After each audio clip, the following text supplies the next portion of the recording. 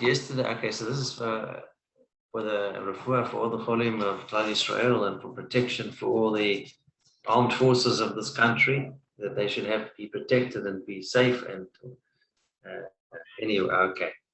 So going for a walk, continuing with going for a walk. It said on Shabbos, one may extend one's permitted walking distance by a further 2,000 amot for the purpose of a mitzvah or any general need. This may be done with an Erev Techumim.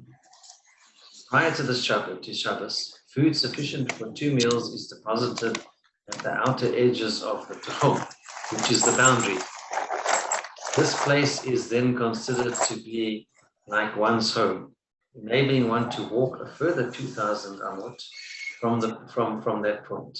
If such an Eruv is prepared, one may walk from one's base only in the direction of the Eruv, within the Eruv. And just one last point here. The imaginary rectangle placed around the town, let's just show you the picture there. I don't know if you've seen it. Yes.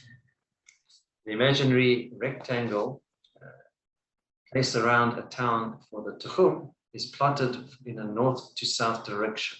The rectangle which is placed around one's Erev Techumim in the countryside is allowed to be made in any direction, for example, northwest to southeast. This would enable one to make use of the diagonals which within the plotted square in any way one wishes, to allow more than 4,000 amot, up to a maximum of 5,600 amot. That is 3.6 kilometers or 2 miles, stretching into the diagonals corners. And it says here on the diagram, I'll show you guys again, this Eruv enables one to walk from one's residence to the town. Inside the town, one may walk any distance one wishes. So, I don't know if you guys can see, it says there town and a shul. Wait a minute, sorry. Town, and there's a picture of there's a shul, and then there's the actual Eruv. So you can walk from there, and any distance within that. Wait a minute, hold on. Okay, we got to stop inside the town. Inside the town. That's it. Yeah, you finished. No, that's it. You finished that. There's only one extra paragraph. Okay, where's the king? Oh, there he is. Okay, so let me just tell you where we were talking about yesterday. We talked about, all right, so let me not even do a review for yesterday. We don't have time. The Gemara further questions the validity of the source which teaches that the owner of a boar is liable for all living creatures. Because we're saying that basically, even on the broader example, where you're not talking about a creature where it conveys tumah through touching or carrying, even if you want to broaden the example to that, or just to say living creatures, you've still got a bit of a problem. What's the problem? Is that we learned that there's a verse in Exodus, in Shmot, and it's in chapter 21. It's verse 21, verse 33 and 34. I'm just going to share my screen quickly. Okay. For a man opens a pit or digs a pit and does not cover it, an ox or donkey falls into it. The one responsible for the pit must make restitution. He shall pay the price to the owner, but shall keep the dead animal. Okay. So basically, he's making restitution to the owner of the pit. So how do we derive this apart from the Chumash? Well, in the Gemara, it says very, very clearly. We learned in the previous brisa that basically Rava stated that if an ox that was a disqualified offering fell into the pit and was killed, the owner of the pit is exempt from liability. If you remember, the reason is because that why with the disqualified offering? Well, very simple, is that a disqualified offering, even that was redeemed in certain cases, like a Bechor, belongs to the Most High, meaning it belongs to Hashem, and the Kohen can partake of it, but in that particular case, it's not a person's. Because what we learn, what does that statement imply? That if an animal dies in the pit, that the owner of the pit must make restitution and the carcass shall be his. So if I say to you, the carcass shall be yours, what does it mean? It's got an owner. That's proof that it's in other words, you shall make restitution to the owner, the carcass shall be his, meaning the owner's. All these paragraphs are talking about the fact that the animal, in fact, has to be owned. And the whole reason we learned this also was the dictum from Rava that said if it's disqualified offering, it belongs to Hashem. So it cannot be your fellow Jews. So therefore, you don't have to pay for it, you're exempt, if that sort of ox falls into your pit. Does that make sense? Because if it fell into the pit, it's a ne'ilah. It wasn't shechted properly. And all you can do with it in that case is eat it. You're not able to sell it. Do you remember those notes? So in that particular case, the carcass is not yours to do as you please. So excluded from compensation, therefore, is this one, the owner of the disqualified offering, since the carcass is not his to use to do as he pleases. Since the verse is needed for this exposition, the Gemara says, how can you infer from it that the owner of the boar must provide compensation for anything that is subject to death? Because, again, it says the carcass shall be his. The previous statement in the Gemara stated that that's where we learn that you have to pay for winged animals because it dies. If it's dead, then you have to pay for it. Anything that's termed living, by essence, if it dies in a pit, it's not just items that carry tumah and convey tumah by touching it. Do you see what I'm saying? That's how it includes birds. Kabb, I need to ask you something. And yeah, just when you get across on the right here. Did you, Damon? So did you say in the illa or did you say in the vela? Nevela. You said I might have used the wrong one. I'm sorry. Okay, no, you mentioned vela. Let's just get to the essence of it. So the essence of it, Kevin, is as follows: is that we said, hang on, if you're talking about the fact that an ox or donkey conveys tumah, if you touch its carcass or you carry it, how do we include winged creatures like birds? Because if you read the rest of the pasuk, it's not about expansion from the specialization back to the generalization. It's about reading the rest of the pasuk and says, and the carcass shall be his, meaning anything that dies in a pit. At the end of the day, you have to pay for. That's how we make you pay for winged animals that die in a pit, like a bird. Okay, because a bird doesn't convey tumah through its carcass. That's what we learned. So we're saying here there's a problem. Because if you want to talk about it, an animal that's a disqualified offering is dead. So how do you explain that you don't pay for it? Because that seems like a contradiction. Because it seems, Gavin, that it needs an owner. In other words, we learned so far, why don't you pay for utensils? Why is it excluded from the list? And we have to learn it from Rav Yehuda from the word or, and the rabbis don't include it, because utensils don't die. They might die figuratively, in other words, when we say we die out, they die out utensils. It means we can no longer use them practically. But it's not there's a literal death that a living thing died. It's a figurative death. It's useless. Even if it's damaged, it's useless. So that's why Rav Yehuda said the pasuk excludes utensils, and that's why we have to use the word or. And the rabbi said it's excluded altogether. So what I'm saying is here, so far we've got the definition is anything that physically dies, you have to pay for. But this contradicts the previous brisa, which says a disqualified offering you exempt from payment. Why? Because a disqualified offering dies in your pit. So therefore, if you're saying you're meant to pay for anything that dies in your pit, why don't you pay for the disqualified offering? So the obvious answer, guys, which I'm going to read forward, is there's two suppositions in the Gemara. And the first one is that it has to be a living creature. And the second one, it has to have an owner. If you damage an animal that has no owner, like a wild animal, and there's nobody to take you to court, do you have to pay for it? No. So we're saying there's not a problem at all. There's no conflict in the Gemara. It's an animal that dies, you make restitution, and is injured, but that you learn from a different source. But also an animal that has an owner, because you need a plaintiff and a defendant in order to extract money. You need to pay somebody. So that's not a contradiction. We've just resolved it. because the Gemara concedes and therefore provides another source for the inclusion of creatures other than an ox or donkey for compensation. Because the question was, since the verse is needed for this exposition, how can you infer from it that the owner of a boar must provide compensation for anything that is subject to death?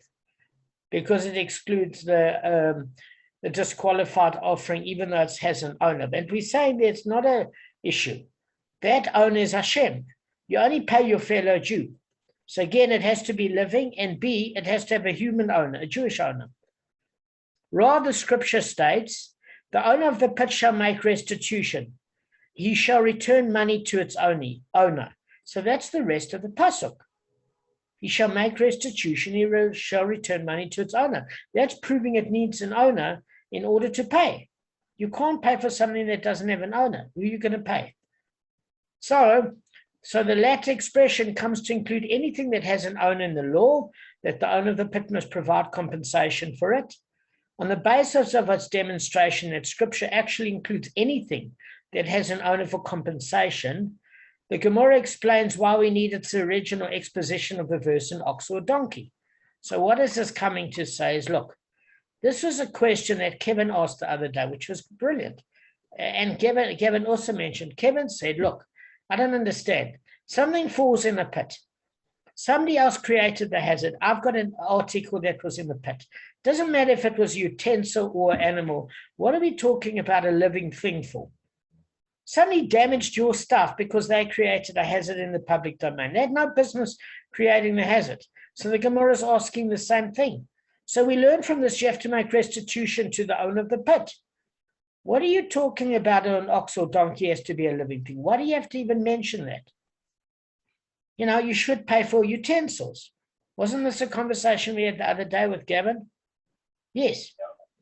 So that's a good point. So the Gemara is saying, look, at the end of the day, we have to do it for animals. Why? Because the Torah mentions it, that animals, an ox or donkey. So when it uses the exposition an ox, it implies an ox, but not people. By the term ox, it's going to exclude people. Why? Because a person is least like an ox in the sense that it has free choice. It might be a mammal, but it's the least resembling, so therefore it's excluded. When you mention including an ox, you're excluding a person. When you mention a donkey, you're excluding utensils. Now, guys, if you want to ask me what the connection is, I don't know. It doesn't, to me, make sense what a donkey has to do with utensils. It makes sense to me when you say an ox, okay? Because an ox and a human being are different. So you say, okay, if you want to exclude something from the same genre, then you want to exclude something as far apart as an ox as possible, which is a human being. Human being is not an animal. But if you say, how does a donkey lead to a utensil? The only thing I can think of is donkey is used for what? For carrying. An ox is used for plowing. And ox is not used, again, an ox is not used for carrying. It's used for plowing because of its weight. A donkey can sit a person. A person doesn't sit comfortably on an ox. You might have an ox on a donkey, but that's an idiot on a donkey. That's a different thing, Kevin. Okay, but an ox doesn't comfortably fit somebody, and it's got a horn. It will attack you. So therefore, if we say that a donkey is transport, right? Let's hear me out here. And therefore, it is a utensil. What's a utensil? Something that Gavin provides utility use. So it's useful in that it's your car, it's your transport. And therefore, it excludes utensils like a bike, for example. A bike, because a bike is a utensil. You get utility from it. So it's something within the same genre, but it's excluding. So it seems to have a category here. So the Gemara is going to now ask, we understand that according to the rabbis. Scripture therefore states an ox or a donkey. So it's implying the owner of an ox ashore, but not for a person. Lo adam. And for a donkey, chamor velo kalim. A donkey, but not for utensils. So the Gemara wonders how Rabbi Yehuda would explain this. Okay? Because according to Rabbi Yehuda, who includes utensils for compensation when damaged in a boar, All is well with respect to a phrase an ox, for he uses it to exclude a person, same as the rabbis, from compensation. But as for the phrase a donkey, what does it use to exclude? The Gemara concedes this is a difficulty. Rather, Rava said the term a donkey, which the Torah uses as an example of something that is damaged in the pit, according to Rav Yehuda, he uses a term, and the term lamb, which the Torah uses as an example of lost property, according to all opinions, are difficult to explain. Both of these words appear superfluous, and we cannot explain why the Torah wrote them. Now, when I read this paragraph, it didn't make any sense to me, and I read it again and again and again, and I'm going to share my screen with you guys, okay? And I just want to show you where I'm coming from. I don't know what to do. I think we're running out of time, but let me see what we can do.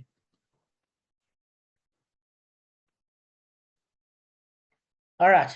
So if you guys read this, I can tell you something that makes no sense. Gavin, you want to read it? Yeah. So I want to see where you're coming from. I think I did read it by myself.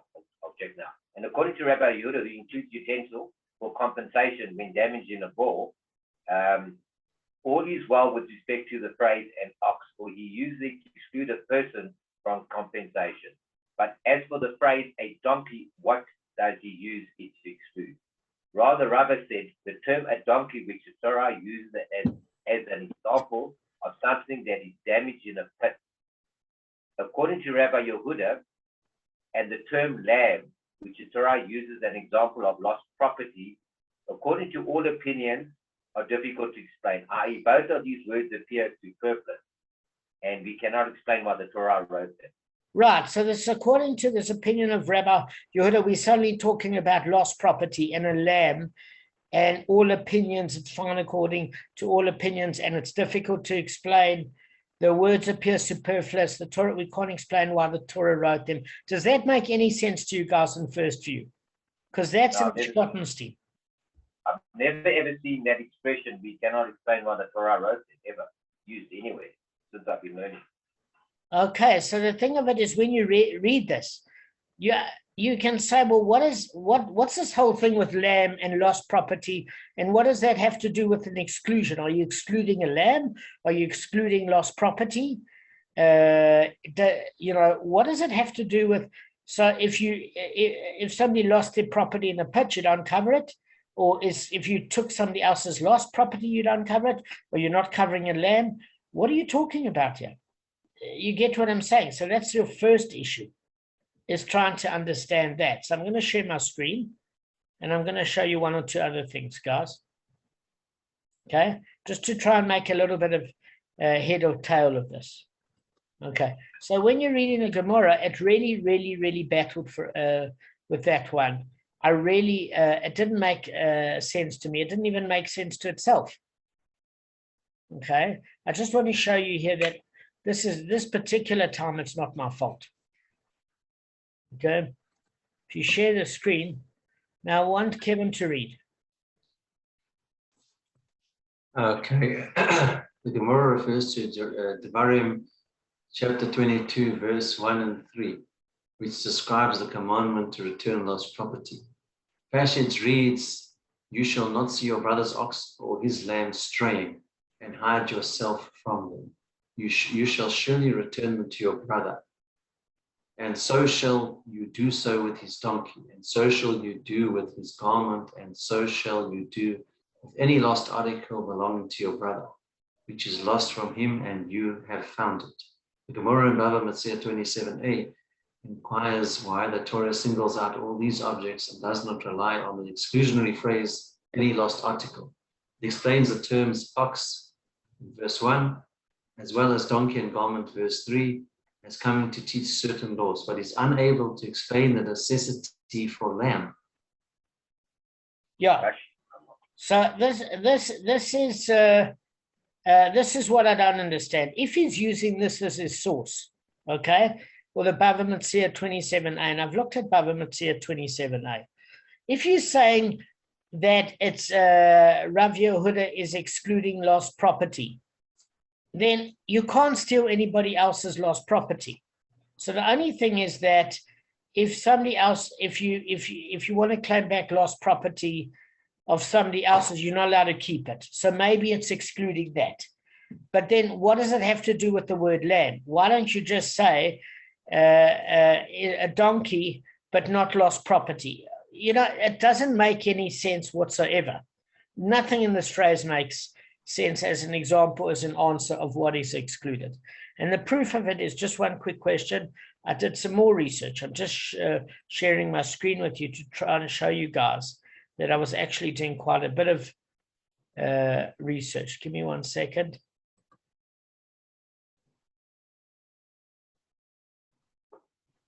I don't want to use all my time on this, I promise you.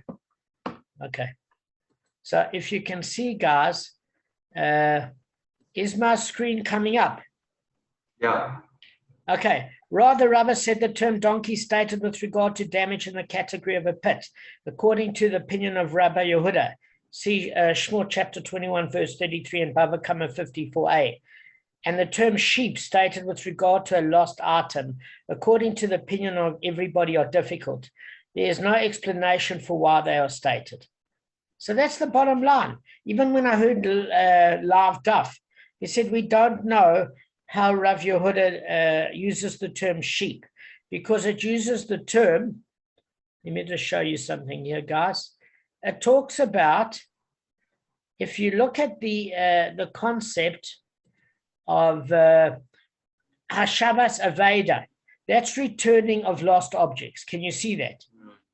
That's returning of lost objects. When I looked now in the 66th daf, the 27th daf of Bava Metzia, it teaches, because he uses the word Gavin instead of a donkey, a seh. So a seh is actually a lamb, or the lamb shearings.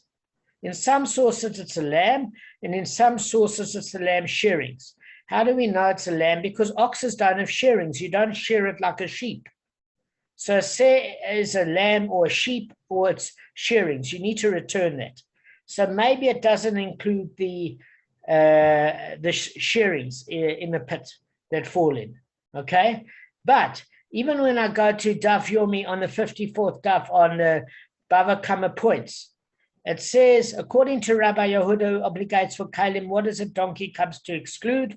Rava says this is difficult. Also, we do not know why any Tana learns from Seh, which we learned was a sheep or a lamb, and some say it's the shearings from a sheep or lamb in the Pasha of the Veda. We can't make the connection, and neither can they. So I just wanted to show you guys that maybe they have a reason, but I couldn't work it out. But even they keep saying in different sources, we don't know what Rav Yehuda comes to exclude, the lamb or the shearings or lost property. Like, we can't really work it out exactly the link, other than the chapter. I think they confused it as you are and as we are too. They said Rabbi Yehuda is the reason. Rabbi Yehuda is not confused. Again, we just don't have the link as to what he's saying. All right, so let's go on in the Gemara. It's not even a serious point. I just wanted to show you guys that the main thing is Rabbi Yehuda is serious to include utensils. That's the main thing to remember from this. Quickly, we've got like, I think, 10 minutes virtually. Okay, so the Mishnah states, if an ox deaf, deranged, or young fell into a pit. So in the term the Mishnah, the Hebrew and the English is different. In Schottenstein, it says, if an ox that is deaf, deranged, or young fell into a pit, the owner of the pit is liable. If it used the word, if an ox that is deaf, you know it's already the ox. That's the Schottenstein translation, but it doesn't say that in the Gemara. It says, if an ox, and then it does like a dash. It says, deaf, deranged, or young fell into a pit. The owner of the pit is liable. So we don't know if the word deaf, deranged, or young can be understood as referring to the ox itself or the owner. That's what the Gemara wants to know. It wants to know its true meaning. In other words, is it somebody that owns the ox that's deaf, deranged, or young? Or is it the animal that's deaf, deranged, and young? So what's the meaning of an ox? Deaf, deranged, or young? Or if you say it means an ox of a deaf person, an ox of a deranged person, an ox of a minor, then it implies But if an ox of an intelligent person falls in the pit and dies, the owner is exempt. So what it's saying is, if you're smart, you're going to get punished because you're not going to get paid because the owner of the pit is exempt. And the Gemara is saying that doesn't make any sense. And from that very statement, we know that it has to be talking about the animal, because what is the basis of exempting the person? I can't say that Gavin, because he's intelligent, gets penalized because he's intelligent and the owner of an ox, that I'm exempt as the pit owner from paying him because his ox got damaged in my pit. There's no basis to explain that. Although I could say, if Gavin's intelligent, what does he let his ox near my pit for? But that's a pitfall. That's a different issue. Yeah. But the Gemara is saying, listen, you can't penalize somebody that's intelligent. There's no reason for it.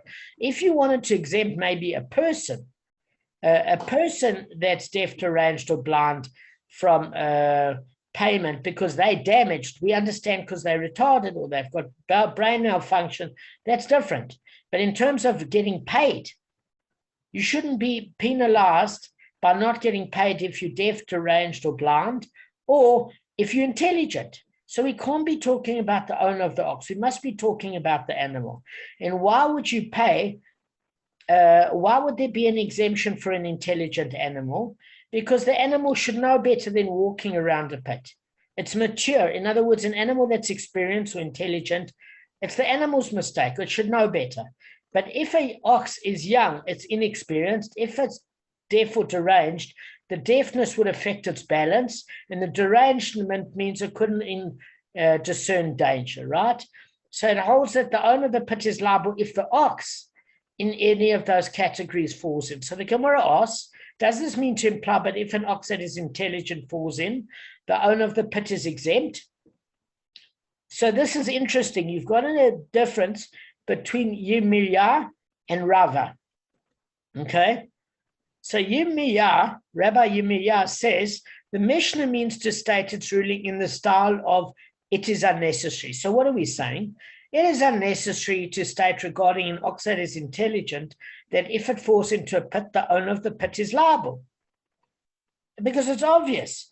But as for the ox that is deaf, deranged, or young, I might say that its deafness caused it to fall in, its derangement caused it to fall in, or its youth caused it to fall in, and the owner of the pit should be exempt. The Mishnah therefore informs us that he is liable even in this case. So Rav Yirmiyah doesn't agree with this Mishnah. He's saying what it's coming to teach is, in fact, your logic might have said, shame, this poor animal, it didn't know better. Why should the owner, the owner must pay for it. He shouldn't have had a hazard. But for an intelligent animal, it's the animal's fault. It's experience. It's intelligent. It shouldn't fall in the pit. Why is it the pit owner's fault? Does that make sense? Because you would have said you're liable there. So in other words, what he's saying is, your logic might have said that for an intelligent animal, you are exempt.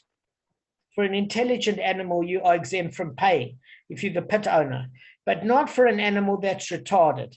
So this is saying the opposite. It doesn't matter. It doesn't matter if the ox is deaf, deranged, or young. Whatever caused it to fall in, the owner of the pit should not be exempt. In other words, even if the animal fell in because the animal has a problem, the owner of the pit should not be exempt. Why? Because if there wasn't a pit to start with, the animal wouldn't have fallen in. So what does Rav Yirmiyah actually say? Whose fault does he say it is, Kevin? If someone has an intelligent ox that falls in? No, what Rav Yirmiyah is saying is that the owner of the pit should not get off the hook. You can't say it still caused damage. If the pit wasn't there, the animal wouldn't so have you died. can't say, shame, Gavin created a pit, but it's not his fault. There was something wrong with an animal, it fell in, and therefore Gavin shouldn't have to pay as the pit owner. No, the Gemara is saying, well, Rav Yirmiyah is saying, listen, if there wasn't a pit, then an animal with problems wouldn't have fallen in. You created the animal to fall in. An animal is inexperienced, or the animal is deaf or deranged. If the ground was flat, the animal would still be alive. Therefore, what caused the animal's death? You might say, well, the animal did. Yes, but if your pit had been there, would it have lived or not? Yes, it would have lived. So then you're liable. Then you're liable, because you are a co-damager along with the stupid animal. So therefore, you should at least pay half, but Yirmiyahu says you should pay all. So we're learning from here, just give me one sec. We're learning from here, Rav Yirmiyahu, that it doesn't come to exempt the owner of a pit for an intelligent animal, because Rava wants to say that the intelligent animal, it's its own fault for falling in, therefore the owner of the pit is exempt. And Rav Yirmiyahu is saying, listen, the intelligent animal that falls in, he's not exempt in that case, he's liable. But you might have thought in a case where the animal had a problem, he's exempt. He's saying the opposite. But he's not exempt, because if there'd been no pit there wouldn't have been any death to start with.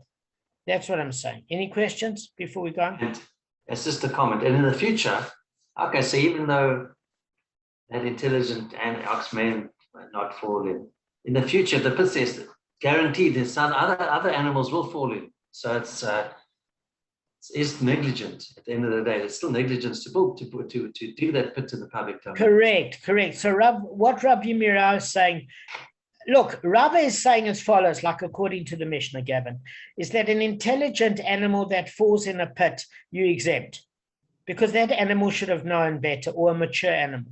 But if an animal was young or inexperienced or deaf and its balance was affected or deranged, in that case, you're liable, because your pit caused the death. So Rav Yirmiyahu is saying something else. He's saying an intelligent animal, you're not liable, you are liable. That he agrees with Rava. Both of them saying for an intelligent animal, no, they're not agreeing. Sorry, Rav Yirmiyahu is saying for intelligent animal, you're liable, because your pit still was a hazard. Okay, and Rava is saying an intelligent animal should know better. Okay, as far as a deaf, deranged, or young animal, Rava is saying the owner of the pit is liable because that animal fell in because of the hazard. And what Yirmiyahu is saying is he's agreeing with Rava there, that an owner of a deaf, deranged, or young animal, you're liable for the damages. But he's saying you would think that you might be off the hook because it's the animal's fault in that case. Why? Because the animal fell in because of its condition. But we're saying that if there was no pit, it wouldn't have died. Do you see the nuance? Okay, all right. So I've got a few minutes to go through it, and then we'll go through it. So basically, Rav Yirmiyahu's explanation is question. Rav Acha said to Ravina, but it was taught in a brisa, if an intelligent one fell into a pit, the owner is exempt. Is this not presuming a reference to an intelligent animal? Ravina responds, he says to Rav Acha, it refers to a person. So Rav Acha objects. He said, accordingly, we may infer that it is only for the death of an intelligent person that the owner of the pit is exempt. But for the death of a person lacking in intelligence, maybe the owner of the pit is liable. Why an ox but not a person is written in the Torah? So Ravina clarifies its answer. He says, look, what does it mean an intelligent one that you exempt from an intelligent one? He's not talking about an intelligent ox. He's talking about a person. But then the answer is Rav Acha says to Ravina, look, maybe you're dealing with somebody that's not so smart. So, what happens if you're dealing with a stupid person? So the bottom line is Ravina is saying that if an intelligent, if a human being fell into a pit, you are exempt, not because that person per se is intelligent or unintelligent, but because he belongs to a more intelligent species. So therefore, the exemption is not for an intelligent ox, that it should have known better by how it walks. But an intelligent person, because the species is intelligent, so even if that individual was not, we still have exemption if a human being falls in a pit. That's why we say an ox and not a person. Does that make sense? So what this whole issue with Ravina is he said this is an exemption for a person that falls in the pit because he's of an intelligent species, irrespective of his intelligence. It has nothing to do with an ox's intelligence. And then it brings this case of Rava that says the Mishnah means to hold the owner of a pit specifically liable if an ox that is deaf, deranged, or young falls in it. But if an ox that is intelligent falls in it, he is exempt. As originally, what is the reason? Because the ox should have examined the path it worked on, meaning the animal should have known better from experience and intelligence. It was taught in a brisa to back up Rava. If an ox that is deaf, deranged, young or blind, or intelligent one that is walking at night falls in a pit, the owner of the pit is liable. Why? Because the ox couldn't see. But if that ox is intelligent and is walking by day, falls into it, the owner of the pit is exempt.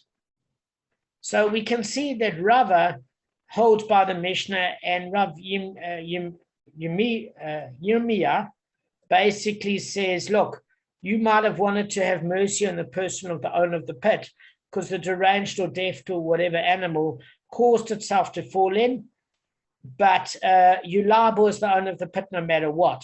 So he agrees with as far as Rav is concerned that for an intelligent animal you're liable, but he said also for a deaf, deranged, or young animal, you also liable if it gets damaged in your pit. He doesn't agree with Rava. So we learn from here the pit owner is liable. We're saying you might have thought that it's not. He didn't say that you're not liable because of the animal's condition. He was basically saying in that case you might have thought that the pit owner is exempt. So he was saying in that case you're dealing exactly opposite to Rava. So that's where they disagree. Am I making any sense, guys? So yeah, just one comment. It's like 1 minute or even less to go. To me, it's just in my personal opinion, anything that falls in there obviously is not that intelligent, period. So I don't know how one can say an intelligent animal falls in. He's obviously not intelligent to do that. And if a human being falls in, he's obviously not intelligent either, generally. Because I mean it's stupidity to fall into a pit, really. Yeah.